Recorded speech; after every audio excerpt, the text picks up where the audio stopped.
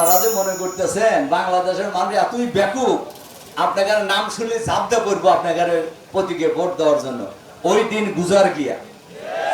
এর প্রমাণে দুইটা বিশ্ববিদ্যালয়ের ছাত্রছাত্রীরা দিছে না? এরা কি সবাই শিবির জামাত করে? বলেন সবাই শিবির জামাত করে কিনা? তারা দেশে একটা সুস্থ রাজনীতি চায়, সে দেশে একটা গণতান্ত্রিক ধারা চায়, তারা বাংলাদেশকে সমৃদ্ধ বাংলাদেশ হিসেবে দেখতে চায়, তারা বাংলাদেশকে চাঁদাবাজ মুক্ত বাংলাদেশ দেখতে চায়, দুর্নীতি মুক্ত বাংলাদেশ দেখতে চায়, তারা দখলবাজ মুক্ত বাংলাদেশ দেখতে চায়, তারা আধুনিক বাংলাদেশ দেখতে চায়, তারা মানবিক বাংলাদেশ দেখতে চায়, তারা ইসলামিক কল্যাণ রাষ্ট্র হিসাবে বাংলাদেশকে দেখতে চায়। যার কারণেই তারা এইভাবে শিবিরকে ভোট দিয়েছে। আমরা বিশ্বাস করি জাতীয় নির্বাচনে এইভাবেই ভোট দেবে জনগণ বাংলাদেশের, ইনশাআল্লাহ। এই যে ঐক্য হচ্ছে কেন?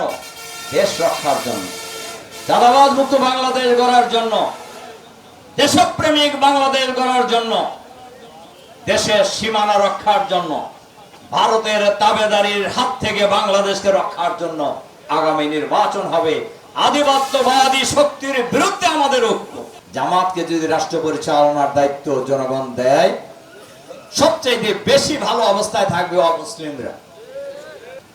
56,000 বর্গ মাইলের এই বাংলাদেশে 54 বছরে কোথাও 1 ইঞ্চি জায়গা পাওয়া যাবে না যে জায়গায় জামাত শিবিরের লোকেরা হিন্দুদের 1 ডিসিমাল জায়গা দখল করছে।